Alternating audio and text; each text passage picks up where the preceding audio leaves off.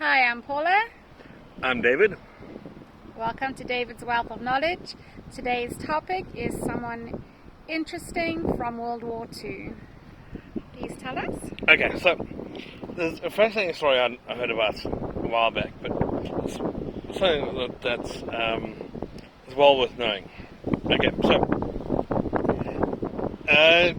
during World War II, there's only a few people who actually ended up getting awards from both sides. Okay.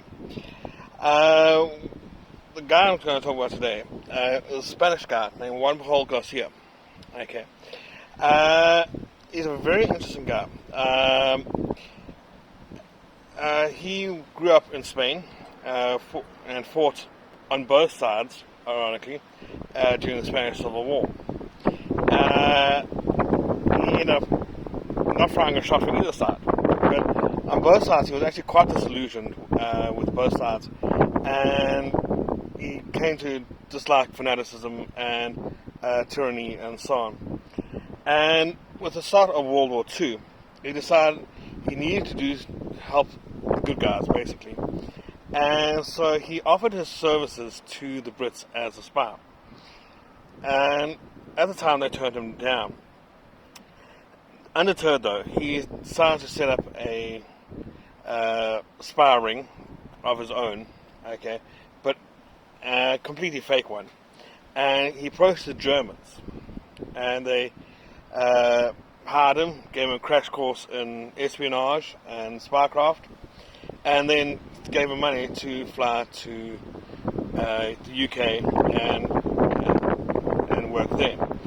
Unbeknownst to the Germans, though, he didn't do anything of the sort and went to Lisbon, where he submitted reports to the Germans based on newsreels, train timetables, tour guides, and so on that he had. And basically, he constructed a completely fictitious spy network that was supposedly in the UK. And a little later, come 1942, after the US entered the war, he then approached the Americans, who are now part of the Allied war effort. And the Americans then passed him once again onto the Brits. This time the Brits took him seriously because using false information, he had actually gotten the Nazis to hunt down a fictitious convoy, wasting resources and so on. And so now the Brits, the MI5, took him under their wing and essentially worked on supplying the Germans with false information, sort of correct information but not quite, and correct information but information that had been delayed until such time that was useless.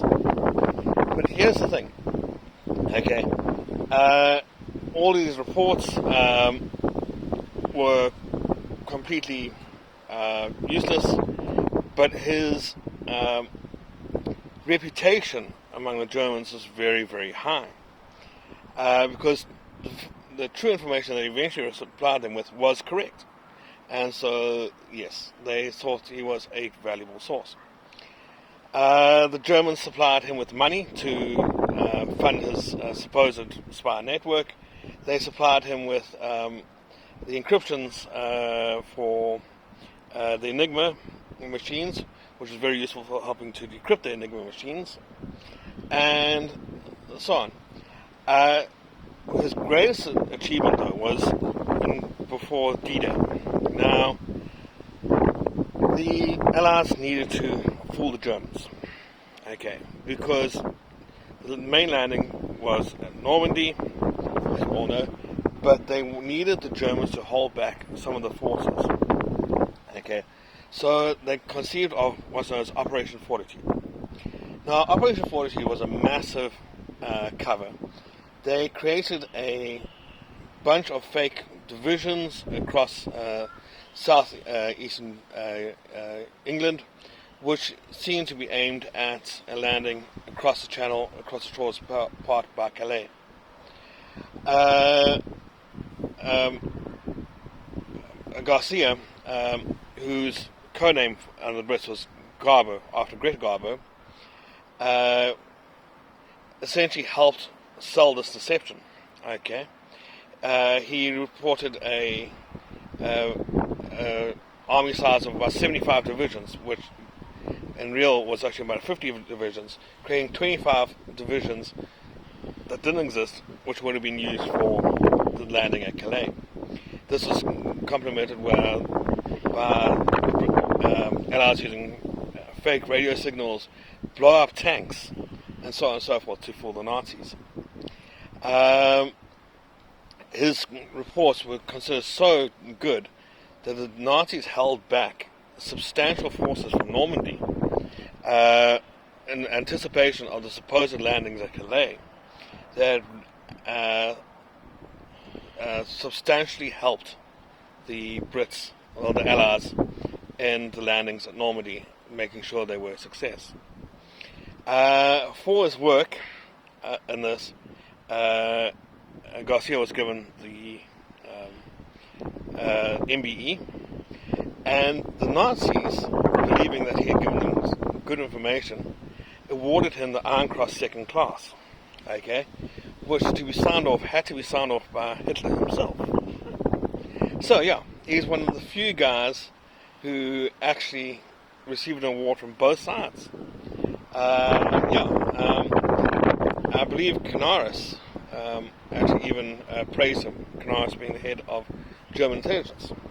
Okay. So this is a guy who created something out of nothing and helped the war substantially. Yeah. So absolutely fascinating guy. After the war, very quiet and so on and so forth. Until the story was essentially rediscovered in the mid-80s, and he ended up publishing his autobiography. But